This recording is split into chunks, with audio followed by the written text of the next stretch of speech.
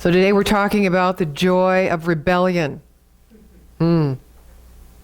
Sense of mischievousness rises within me when I say that. The world needs rebels, that's for sure. Yeah, everyone's going, that's me, that's me. It is said by Edmund Burke that all that is necessary for evil to triumph is for good men to do nothing, right? A journey of 1,000 miles begins with one step, and a transformation of human understanding can begin with one thought and one rebel. Just thought of rebel ice cream. Isn't there a rebel ice cream? Is there a rebel? There's a rebel. Isn't there on a stick some? Rebel. Rebel! Okay. See, my mind always goes to food. Well, I rebel in my commitment to my food lifestyle by eating ice cream. I guess where my mind went today. You know, every improvement in the human condition has come from someone pushing against the tide and speaking out. No matter what the consequences, actually. Remember those feelings? When you know there's an injustice in your own personal life, even if you can't find your voice, in some way you strike out against it, in some way. And sometimes it gets kind of deformed the way it comes out. Perhaps if you'd taken the moment and had the courage in that moment to speak your truth, you may not have suffered other consequences later. The rebel is within all of us, for sure. Rebellion and the desire for positive change is at the heart of the human spirit. Rebellion and the desire for positive change is within the heart of human spirit. And yet, how often do we rebel and we don't feel positive as we do it, or we don't feel it creates a positive result? So that's kind of what I want to look at today. There's lots of different ways that we can look at the rebel within us and rebellion. I remember a teacher of mine who actually had studied with Joel Goldsmith, who was a contemporary of Dr. Ernest Holmes, said that we're born into this world with two core false beliefs. The first belief is that this idea of one responds or is relevant only to the individual, which is false. This idea of one responds to all life. It includes everything. And when we think of oneness or unity just as it's relevant to us, we limit the idea of possibility and potential, not only for our expression, but our connection and the power within us to create good and make a difference. The second false belief is one you're all familiar with, as I am, and it's called not enoughness. Now, this limits us not only individually, but collectively. Organizations, groups, cultures, even nations, all suffer from the collective false belief of not enough. Not enough money, power, beauty, love, you bet. I think that these two false beliefs that live within us are core causes to our rebellious nature.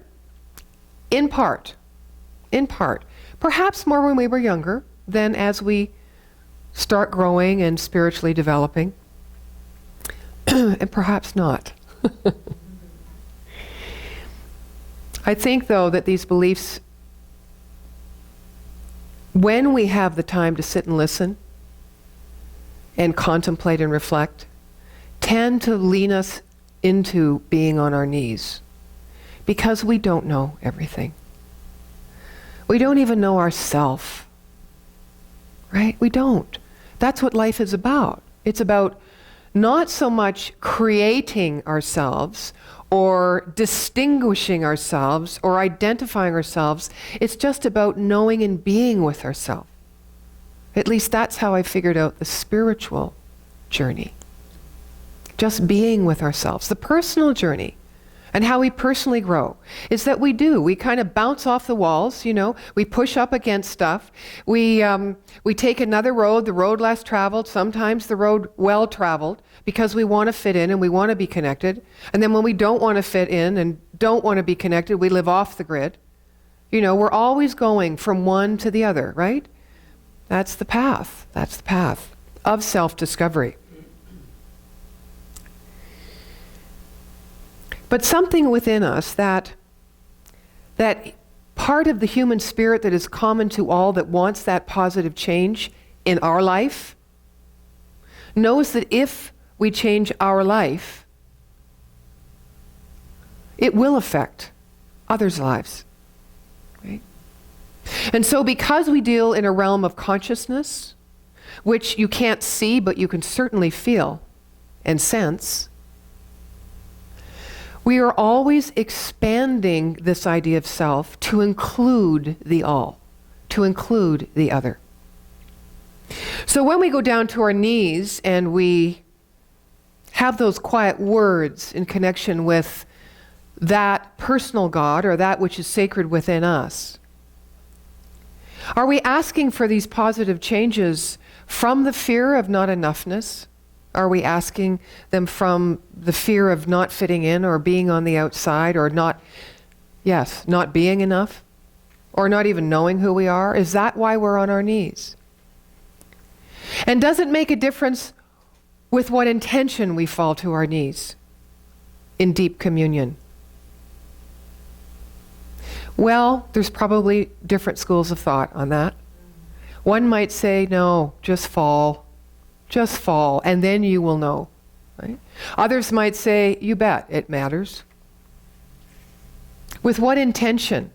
Are you mindful when you fall to your knees? And if you're not mindful, then do you ask and supplicate yourself to some power outside of yourself in order to get your greater good? If you're mindful, perhaps, you won't ask with wanting to get something you feel you don't have, but rather you will fall to remember the truth of all that you are, all that life is, all that you have been given, and all that awaits you for the taking while you are on your knees. Semantics? Maybe. But I think you can see the difference. But the importance is, we still need to fall to our knees.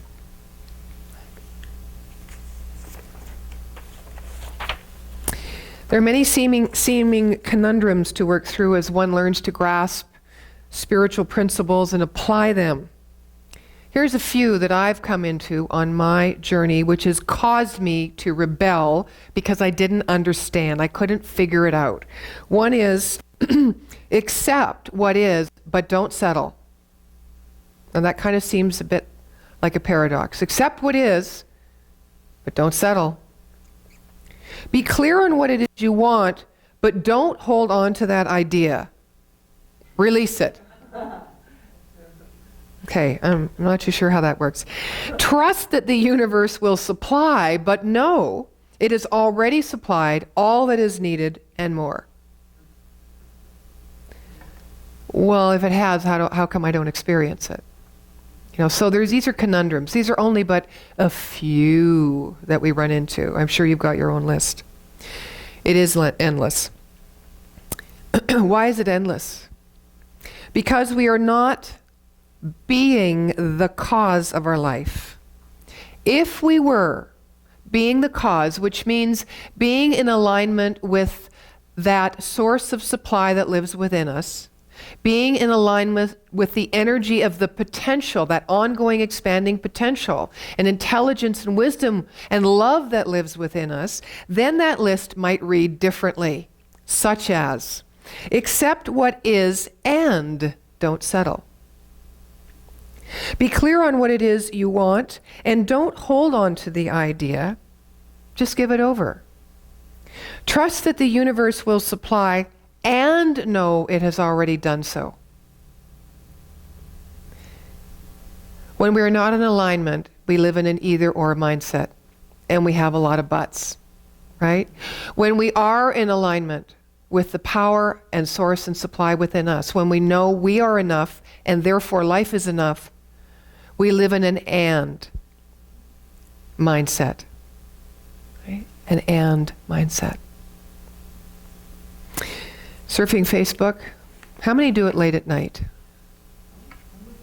How many surf Facebook late at night? Okay, daily? How many in the morning? Facebook or there, yeah. How many never stop? I was at the opera the other night. Oh, Helen went to the Mikado, and I didn't even know there was an opera in the East Village. I didn't know Calgary had an opera, like an outdoor air opera. So I went down, and I was sitting right behind the sound booth, trying not to focus on the technical aspect of what was going on, appreciating everything. Actually appreciating even more than the performance and the performers was the venue. I felt I was transported. I felt this was not Calgary. It was open air. You know, it was fluid and flowing. It felt like a little like Granville Island in Vancouver. It was magnificent. I tell you this only in longhand to tell you that in front of me was a woman during the opera on her phone the whole time. And I thought, she paid $60 to be on her phone. And then I thought, well, why does it matter to you how she's experiencing the opera? So I let it go. And at intermission, a woman behind, just down from me, got up and leaned over and said, would you please stop videoing the opera? The light's distracting. What you are doing is distracting me. Either or. Can we let people be? Can we notice what we notice? And just let it be. And refocus on what our intention is, on what our purpose for being wherever we are at that moment is. Can we do that? Yes, we certainly can. Have we done it? Yes, we have. Do we notice when we don't do it? Oh, yes, we do. And so what? And so what? That's what the human journey is about. It's about observing and noticing. Now, one of the Facebook things I saw last night was, the day I become more interested in being aware of my thoughts than I am about my thoughts themselves will be the day I will find my way out. So this is asking us to be more of a witness of our life. Whether we are a rebel without a cause, as in the old movie made famous by James Dean and Natalie Wood, some of us will remember that, about a young man who felt the injustice of the authorities in his life and fought against them. Whether we are a rebel with a cause, I'm sure you can all relate to that as well. I've been a rebel with a cause. I'm one right now. I have a cause in my life. I have a cause for my life. You know, Franklin Graham, the son of Billy Graham, wrote a book called Rebel with a Cause. And it was his journey of faith.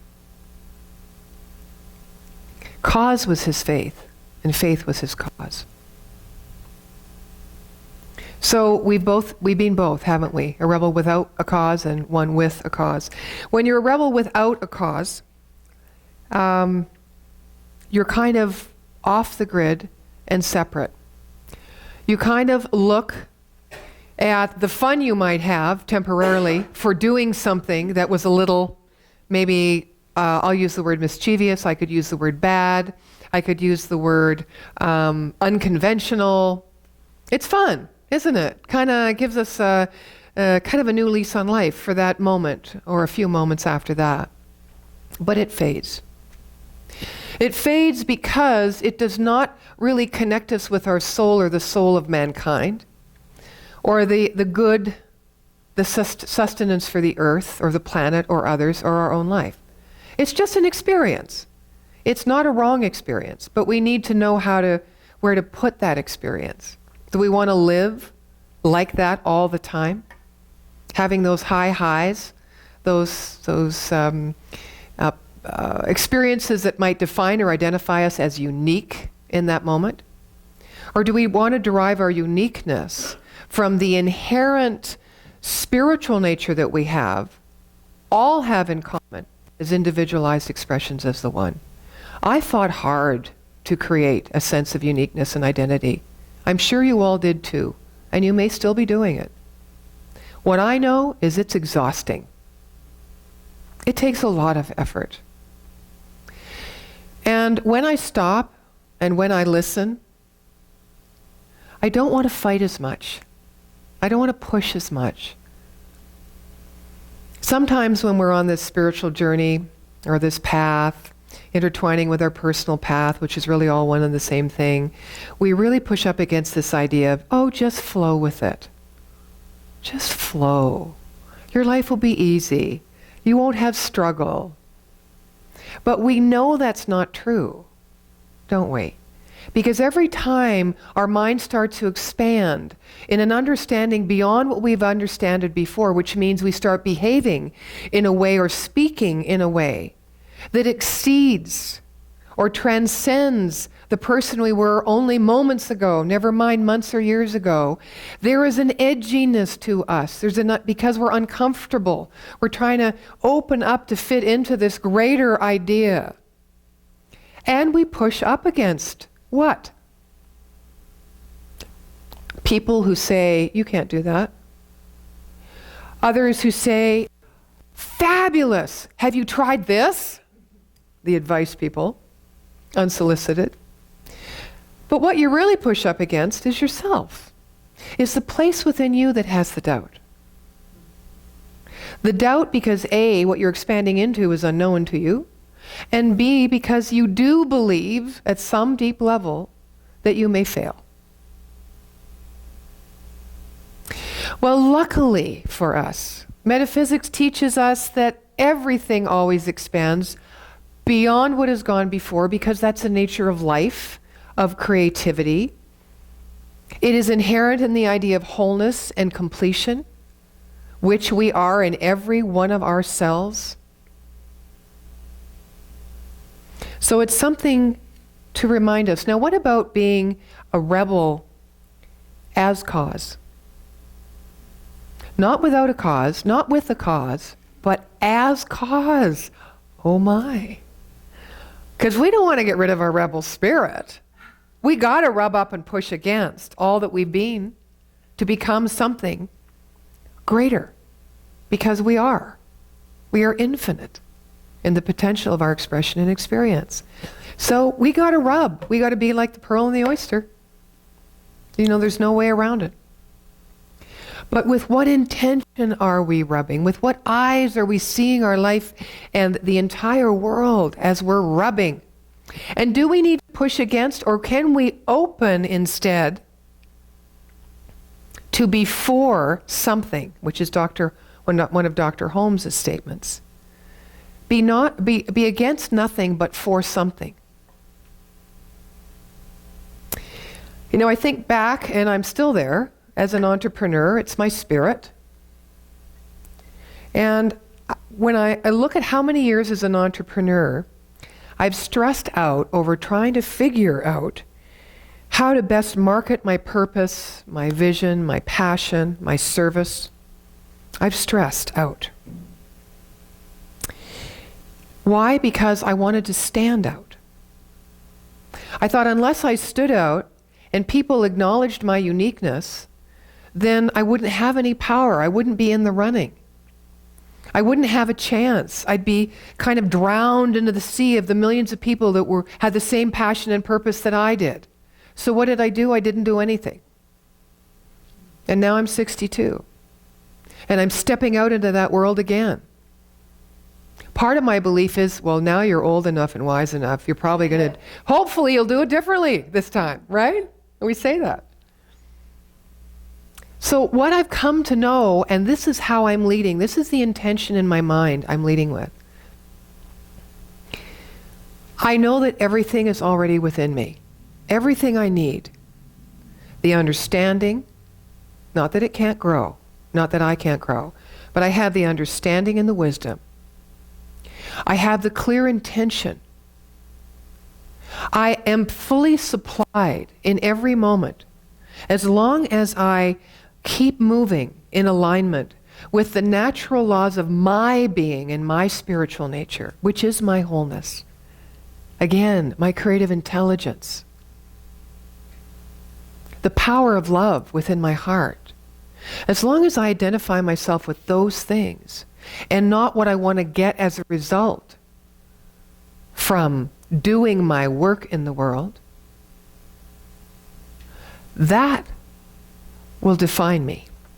That alone, my presence and the energy of my presence, will lead me to the exact right and perfect experience, result, connection, resource, abundance, everything I need. And as I say that, I don't know if you're feeling it, but I am feeling it as I affirm that truth within myself, that it is with less effort, with less struggle. I am not needing to push up against anything because I don't need to define myself based on anything outside of me. Or how I don't even need to concern myself with the fact there's a million other people out there wanting to facilitate or do retreats or work with people in business. It does not matter. It is of no matter. In fact, it's just matter being expressed. So, do we need to be mindful? Do we need to create a conscious awareness, an ongoing one of self? And what is possible by means of us? You bet we do. You bet we do. You know, I like this idea of living off the grid. I'm looking at these little tiny houses. I don't know if you've seen them out there, but gosh, they're charming. Yeah, they're like cubicles. What? Yurts? Yurts? They're, you know, they can be like anywhere from 200 square feet, you know, to, I don't know, 800 square feet or something. You know, prices range from, I think, I don't know, I'm guessing, 10,000 to 40,000. And it's on wheels, so you can move anywhere you want on the planet. Hoo-hoo! Isn't that fun? You can be a gypsy, but still have the solidness and security of your own sanctuary. And yeah, you can have your stuff. We all got to have some stuff, right? So living off the grid, it's kind of like that in mind. We need to be a rebel as cause. That means we live off the grid of the social norm, of the race consciousness. But we don't push against it when we are a rebel as cause. We open to embrace everything so that we, therefore, can remain with an open energy to allow the infinite creative mind and wisdom within us to be known, to be expressed, and to define us, and to fill us and with its energy and exude from us its energy. If we are all individualized expressions of the Holy One, then we are here to express that Holy One as us. Sometimes our rebellion can get in the way of that. So I didn't mean to look right at you, Laura Lee, but we do have a knowing of each other in our past. Here's something I saw on Facebook. Someone posted, my new favorite word is pronoia. Did you see that? Pronoia is the opposite of paranoia. It is the belief that everything in the universe is conspiring to support me. Pronoia, not paranoia.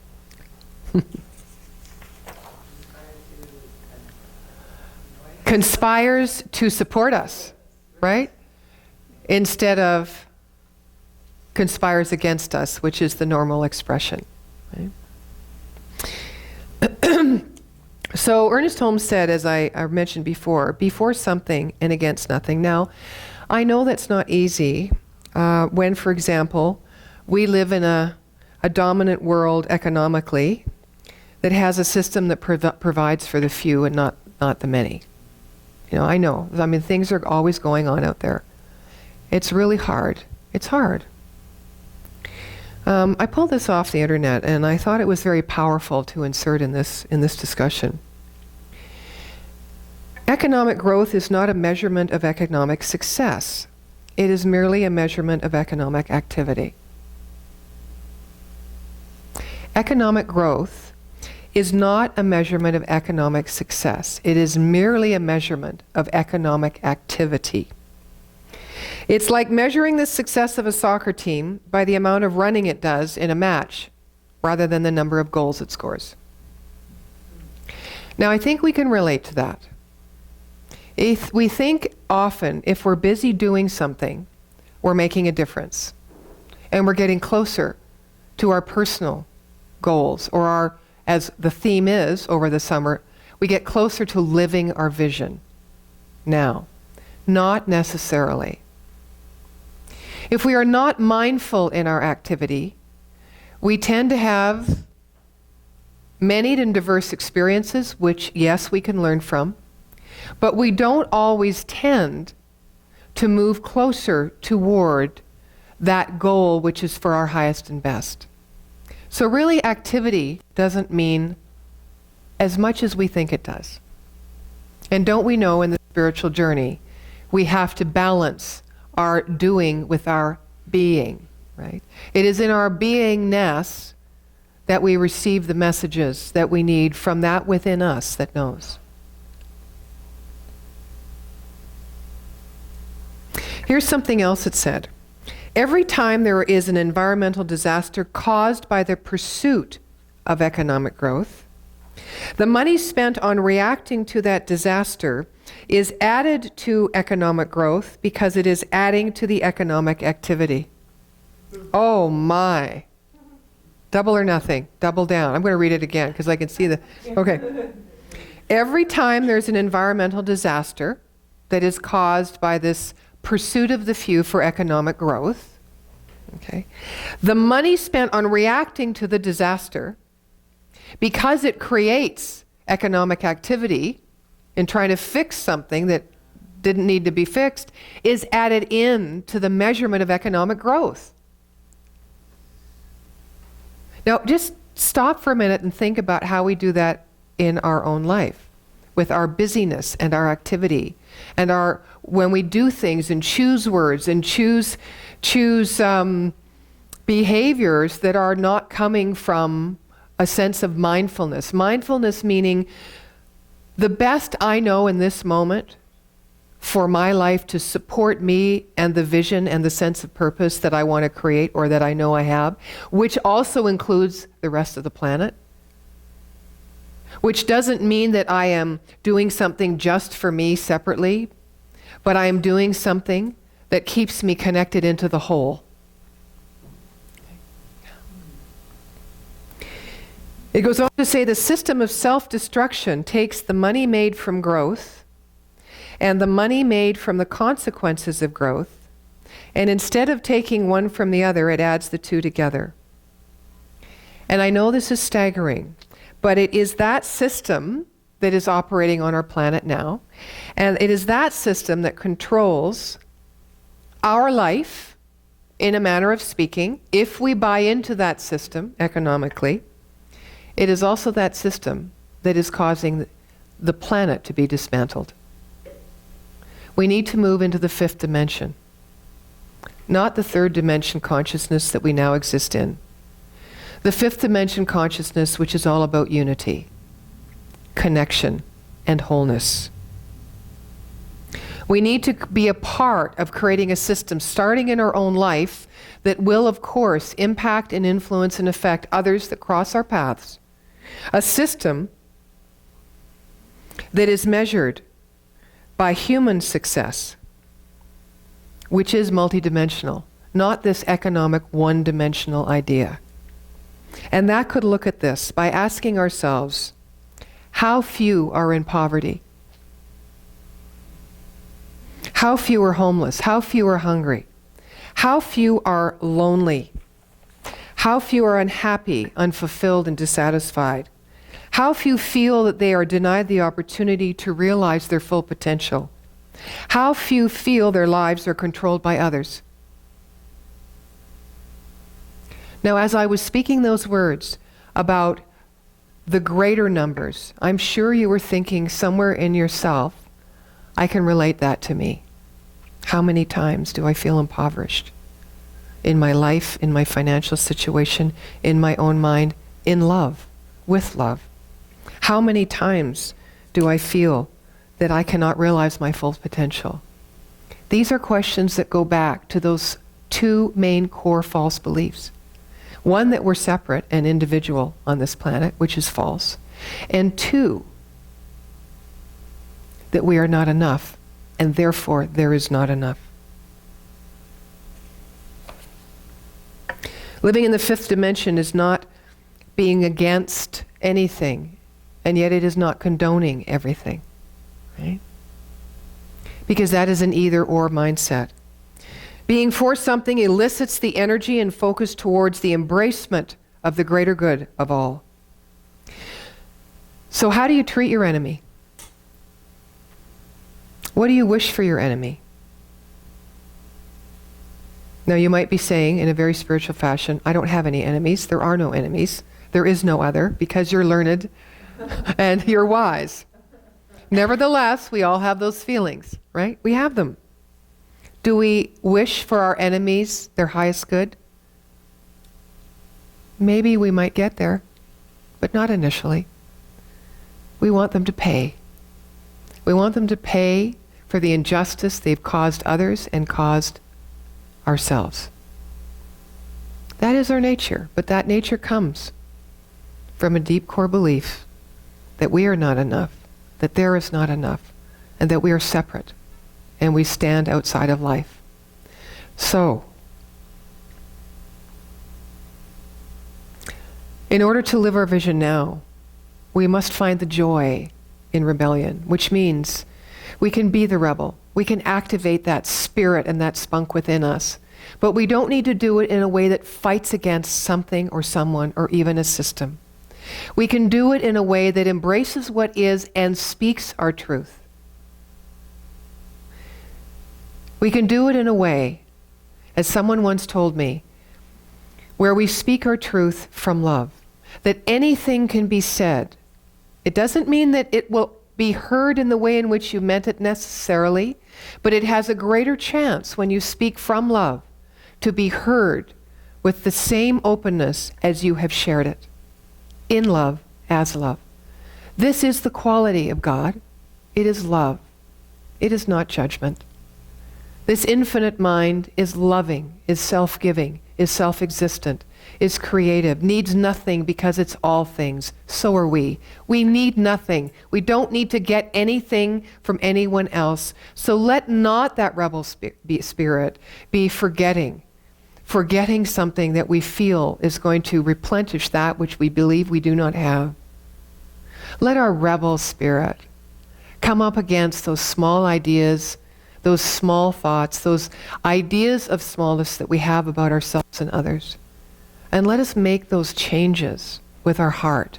And let us understand what true joy is in rebellion.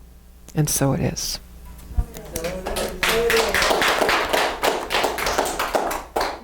Judy.